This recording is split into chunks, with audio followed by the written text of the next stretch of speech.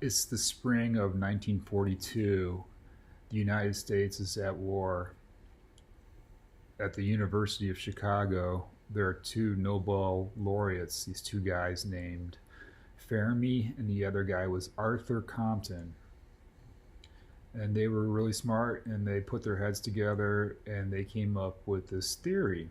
And to prove it, they needed tons of uranium, purified uranium. And the military, Arthur Compton had the military, you know, in his back pocket. And so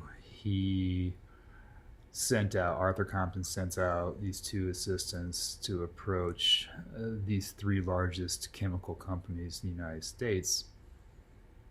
And the pitch is the same. We need tons and tons of purified uranium, and we need it done in complete secrecy. In exchange, we'll indemnify you, and we'll give you a certain amount of money. And turned down all three times, and it's too risky, too fucking risky, and you're not offering them, enough on top of that. And so this confounds Arthur Compton up there at the University of Chicago. He's got this thing he needs to prove, but he needs tons of uranium to solve this thing that he's got going on. And he kind of goes through his mental Rolodex. He was a professor in St. Louis at Washington University, and he knew this guy named Ed Malinkrodt. And Malinkrodt was a company downtown that was a pharmaceutical company. They were a chemical company, and it was right there, downtown. In 1942, there were 900,000 people living in St. Louis City. Anyway, and Malinkrodt was downtown St. Louis. And so Arthur Compton's like, what about Malinkrodt? So Arthur Compton sets up a meeting, and the meeting is Ed Malinkrodt Jr. and this guy he would run the line, and he would eventually go on to be the head of Monsanto. And it was Arthur Compton and these two military guys, and Arthur Compton's like, hey, Ed, we are at war. We need tons of purified uranium, and we will indemnify you so that you are not at risk. We will take all the responsibility, and we will pay you a certain amount, and we need just secrecy. And Ed said yes. He said, and they were really excited. They go, perfect. And Ed Malinkrodt started retooling instantly, and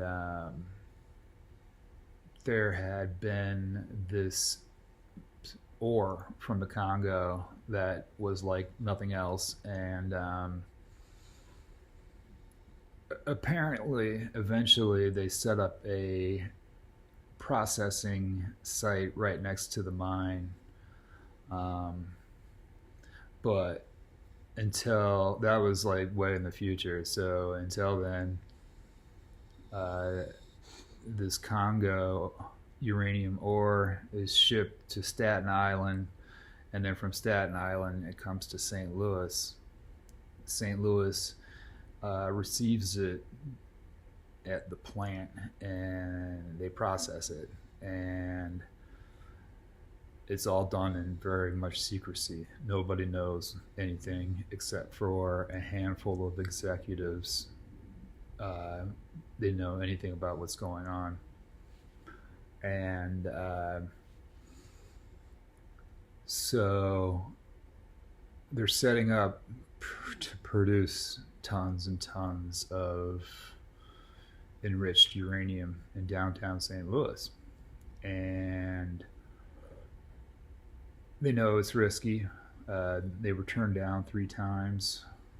by other people who said it's too risky, and but Ed Malinkrodt said okay, and the Congo uranium ore started coming in, and they started processing it, and first it came out as yellow cake, and then they take the yellow cake and they process it even more and turn it into green salt.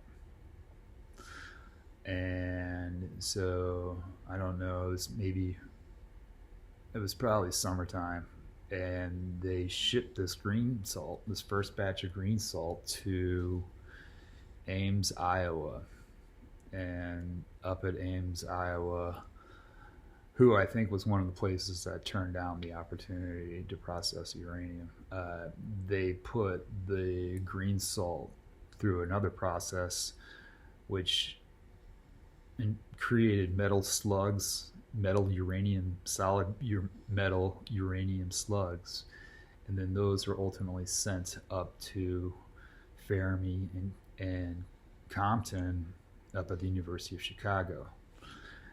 So Fermi and Compton, I think it was late, I don't know, it was like December. It was like later in the fall or something, and they get their shipment from Ames, Iowa, and they build this little like Jenga hut of like bullshit. They had like sort of, by the time the shit got to them, it was very measured and very refined. And so what they were able to do is to take a very small amount, and just enough that they could stick their measuring tool and measure that they had a self-sustaining nuclear reaction. So it wasn't like, there was no explosion or anything like that. It was just putting this shit together like the size of a Rubik's cube, and like sticking a little stick in the middle of it to measure the shit. And I'm joking. It was a little bit bigger, but it was about the size of a pallet, a square pallet, maybe a little bit bigger. But yeah, there was like 100 people all standing around the University of Chicago, like looking at the instrument, and that was the beginning of the atomic age.